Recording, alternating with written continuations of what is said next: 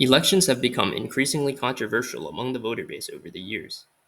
Many people express opinions of feeling like their vote doesn't matter and end up extremely dissatisfied and polarized over the outcome of every election. Clearly, the current system of voting is flawed and needs to be fixed. Ranked choice voting offers the perfect solution to this problem, guaranteeing satisfaction increase among the voter base and addressing the problems of the current system. But before we talk about what ranked choice voting is, we first need to discuss the current system of voting. The current system of voting should sound very familiar to the majority of the population. It's where voters choose one candidate to vote for. Then the number of votes are counted, and the candidate with the largest number of votes wins. This is called a plurality system, where the candidate with the most votes wins the election. There are plenty of problems with this current system.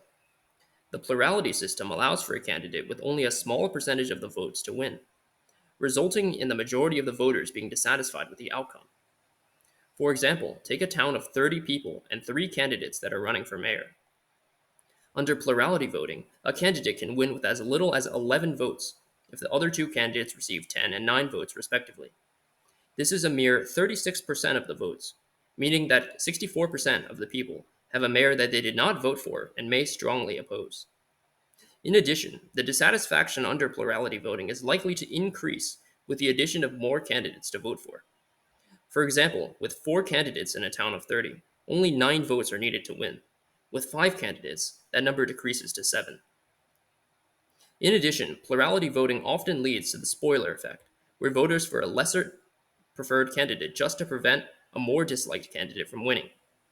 This often results in the election of a candidate without the majority support. Because you can only vote for one person, plurality voting often forces you to choose between voting for your favorite candidate and risk having a candidate you dislike win, or vote for a more prominent candidate and abandon your favorite. Now, what is ranked choice voting? Instead of being a plurality system where the candidate with the most votes wins, ranked choice voting is a majority system where the candidate with a majority of votes wins. So, how does the ranked choice voting system work? Essentially, voters rank the candidates in order of preference. In the first vote count, only first preference votes are counted. If a candidate wins the majority of first preference votes, the election concludes and that candidate wins. However, if no candidate secures the majority, the candidate with the lowest number of votes is eliminated from the election.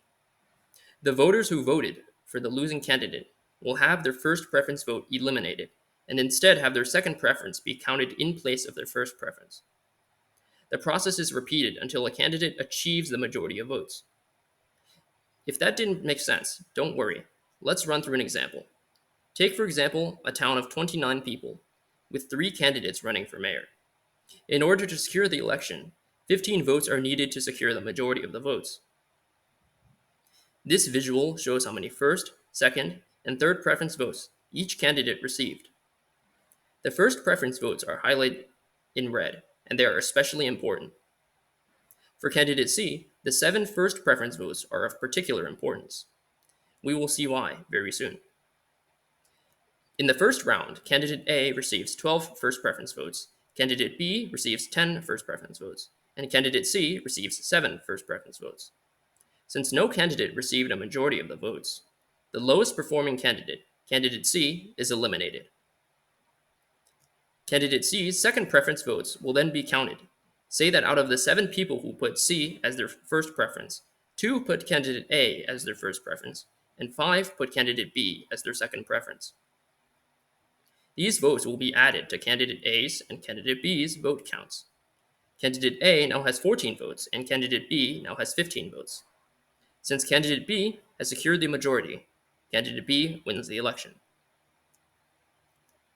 So how is this system better than our current plurality voting system?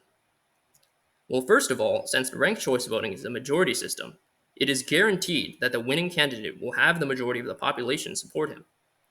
Because of the majority vote system, a candidate that is disliked by the majority of the population cannot possibly win the election, unlike in a plurality system. Ranked choice voting rewards candidates who have the broadest support and votes from a variety of voters. Ranked choice voting also eliminates the spoiler effect. Because voters have their second and third preference votes to fall back on, they don't have to give up voting for their favorite candidate just so a disliked candidate doesn't win. In addition, ranked choice voting promotes positive campaigning. A plurality system encourages toxic campaigning and attacking the opponent over promoting oneself because voters can only vote for one person. This does not work in a ranked choice voting system because candidates must also try to get second preference and third preference votes. Attacking the opponent in a ranked choice voting system will lose the candidate's second preference votes, hurting their campaign. Therefore, ranked choice voting prevents toxic campaigning. In conclusion, ranked choice voting is superior in every way to our current system of plurality voting.